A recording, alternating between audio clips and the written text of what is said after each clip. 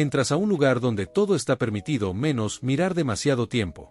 Un sitio donde lo que llega a tu mesa, a tu piel o a tu taller ya pasó por una cadena silenciosa que casi nadie cuenta completa.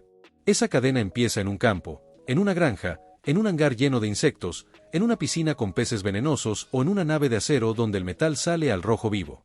Y termina en una caja limpia, en una botella de crema elegante, en una bolsa de proteína para deportistas o en una pieza de plástico idéntica a millones de piezas más. El documento que viste muestra chispazos de esa realidad: granjas de caracoles, recintos con canguros, hangares para insectos, máquinas que parecen trucos de magia. Pero detrás de cada escena hay un mismo relato.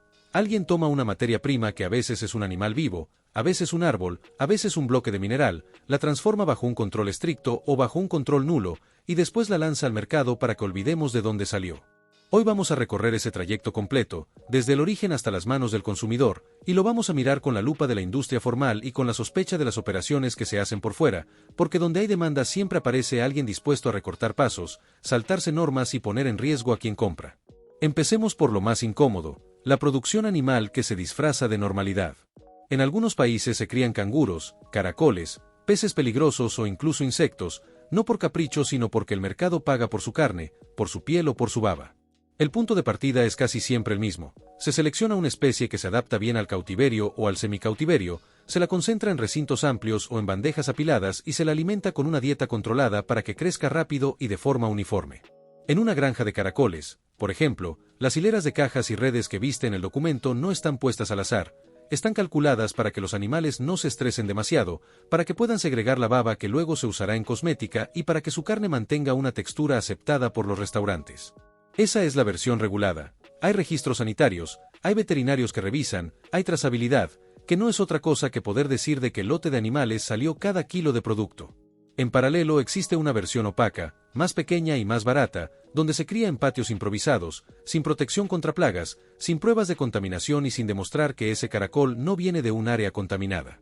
El resultado puede parecer el mismo: un frasco de crema o una bolsa de caracoles listos para cocinar, pero la diferencia real está en algo que el consumidor no ve: la carga microbiana, los posibles parásitos, los residuos de tierra o de metales que un laboratorio serio sí detecta y descarta. Algo parecido pasa con los insectos que se secan y se muelen para convertirlos en proteína. La escena del hangar lleno de langostas no es ciencia ficción. Se trata de galpones con temperatura y humedad controladas, con bandejas donde las larvas se alimentan de subproductos vegetales y con ciclos de cosecha muy rápidos. La materia prima aquí es el propio insecto, su cuerpo completo. En la ruta legal, la cosecha pasa por un escaldado o por un tratamiento térmico general que mata patógenos, luego se seca, se muele y se tamiza para obtener un polvo uniforme. Ese polvo se manda a laboratorios para verificar que no haya hongos peligrosos y que el porcentaje de proteína sea el que se promete. Finalmente se empaca al vacío o en envases que no dejan pasar la humedad y se distribuye a empresas de alimentos o a fabricantes de barras energéticas.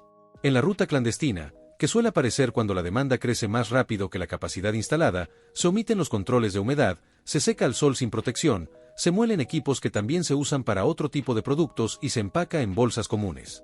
El problema allí no es solo que se vea menos bonito. El problema es que un polvo de insecto mal secado puede desarrollar toxinas o mohos invisibles y terminar en la mesa de alguien que cree estar comiendo sano. La pesca y engorde de peces peligrosos, como el pez globo que el documento menciona de forma llamativa, es quizá el ejemplo más claro de cómo la regulación puede ser la diferencia entre un lujo y una tragedia. El animal se cría en piscinas o jaulas marinas con agua renovada, se le da un alimento controlado y se lleva un conteo estricto de cuántos ejemplares hay. Pero el punto crítico no es el crecimiento, es el procesamiento. En el circuito autorizado, solo cocineros con licencia manipulan las vísceras y la piel para que el veneno no contamine la carne. Esa carne luego se empaca en atmósfera controlada, se etiqueta con fecha, origen y lote, y se envía refrigerada a restaurantes que la sirven a un público que confía. En el circuito paralelo, que suele aparecer donde el pez se vuelve moda o donde el precio sube demasiado, alguien sin licencia se anima a despiezar en una cocina común, usa cuchillos no esterilizados y transfiere toxinas sin saberlo. No hace falta dar instrucciones para entender el riesgo. Un solo paso omitido hace que un producto gourmet se convierta en un alimento mortal. Por eso los organismos de control insisten en que el consumidor solo compre en lugares certificados, pero la realidad es que en muchos mercados se vende como si fuera un pescado más. Pasemos ahora a la parte que parece inofensiva: las fábricas de metal, plástico y madera que vimos en el documento, donde todo se mueve como un reloj. Aquí la materia prima ya no es un animal sino un material industrial, barras de acero, bobinas de plástico, troncos de madera.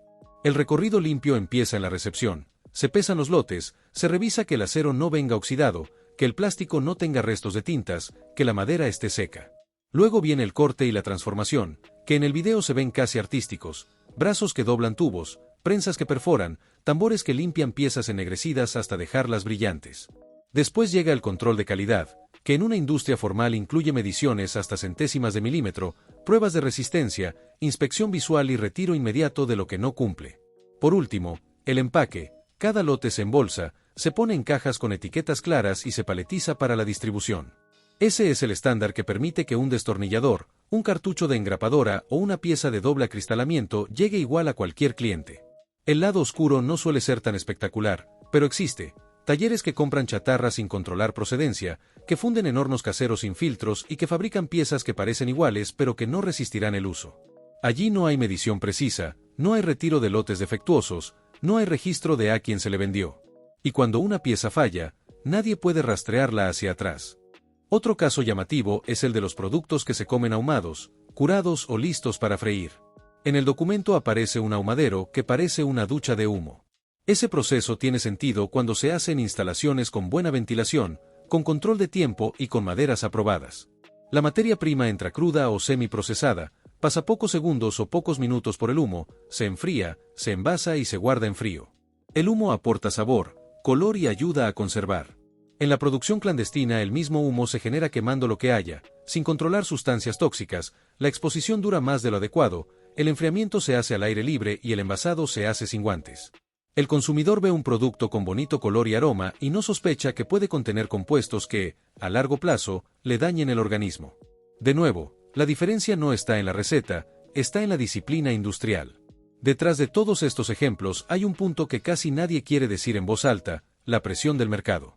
Cuando un país europeo decide que la baba de caracol es la nueva estrella de la cosmética, las fábricas que ya estaban autorizadas trabajan a tope. Pero la demanda no espera. Entonces aparecen extractores que prometen sacar más baba en menos tiempo, aparecen intermediarios que compran a granjas que no están registradas y aparecen exportadores que mezclan lotes de origen desconocido con lotes legítimos. Algo muy parecido ocurre cuando las barras de proteína con insectos se vuelven tendencia. Las marcas formales hacen pruebas, etiquetan alérgenos, informan a las autoridades, los que van por fuera simplemente muelen, mezclan con harina y venden en redes sociales. Y en el lado del metal, cuando una construcción necesita muchas piezas iguales y baratas, no siempre se pregunta si fueron hechas en una máquina calibrada o en una prensa sin mantenimiento. El resultado es que el consumidor final cree que todo lo que está a la venta pasó por el mismo filtro, pero no es así.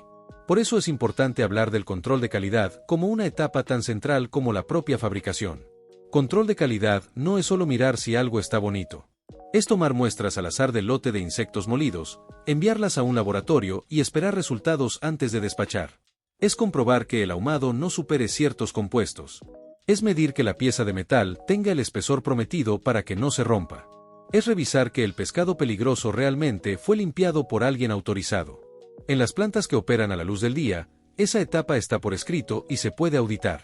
En las plantas que operan a medias o que venden por canales informales, esa etapa se vuelve una promesa. Y una promesa, en temas de seguridad alimentaria o de seguridad industrial, no alcanza. Ahora miremos la distribución. Una vez que el producto está aprobado, viene el empaque y el viaje hacia el consumidor. En la ruta ordenada, el empaque está pensado para proteger, bolsas de varias capas para la proteína de insecto, frascos opacos para la baba de caracol, cajas con relleno para las piezas de plástico, cámaras de frío para la carne o el pescado. Cada caja lleva su fecha escrita con palabras completas o con un sistema que las autoridades entienden, y se conserva la documentación del lote. En la ruta informal, el empaque es lo primero que se recorta porque es lo más caro. Se usa una bolsa común, se pega una etiqueta genérica, no se indica origen ni se vende rápido para que no alcance a dañarse. La consecuencia es que, cuando un consumidor enferma o cuando una pieza falla y causa un accidente, nadie puede decir de dónde salió. Esa falta de trazabilidad es la frontera más clara entre lo regulado y lo clandestino. Todo esto nos lleva a una reflexión ética. No basta con decir que una práctica es legal porque cumple con papeles. También hay que mirar si se está tratando bien al animal, si se está protegiendo a los trabajadores que, como se ve en el documento, muchas veces trabajan al lado de máquinas que pueden arrancar dedos en un descuido. Las fábricas serias ponen protecciones, capacitan, renuevan equipos. Las otras no, y cuando las otras fallan, esconden el hecho porque no quieren que se descubra que estaban operando sin permiso. En el caso de los productos que se comen, la ética también incluye informar al consumidor que está ingiriendo algo que salió de un caracol, de un insecto o de un pez que contiene toxinas, para que pueda decidir. No se trata de demonizar la industria, se trata de mostrar que la parte más peligrosa es precisamente la que menos se ve. Al final, la cadena completa desde la materia prima hasta la mano del consumidor es una historia de decisiones. Alguien decidió concentrar animales para producir en masa. Alguien decidió construir máquinas capaces de convertir bloques en objetos exactos. Alguien decidió poner controles y alguien decidió saltárselos. Nosotros, como público, solemos ver solo el último tramo, el del producto ya bonito. Pero si conocemos el recorrido, si sabemos que existe una ruta regulada más lenta y una ruta clandestina más rápida pero más riesgosa, podemos exigir mejor. Podemos pedir etiquetado claro, podemos comprar solo a proveedores conocidos, podemos apoyar a quienes muestran sus instalaciones. Esa es la forma de romper el encanto de los videos de fábricas espectaculares y pasar a una mirada más madura. Sí, es asombroso ver cómo una máquina ahuma en 5 segundos o como un tambor limpia metal hasta dejarlo perfecto, pero es más importante saber que lo que estamos llevando a casa no va a enfermarnos ni a romperse cuando más lo necesitamos. Si te gustó este recorrido por lo que las fábricas y granjas no cuentan completo, deja tu comentario, comparte este video con alguien que le gusten estos temas y suscríbete para seguir viendo cómo funciona de verdad la industria que nos rodea.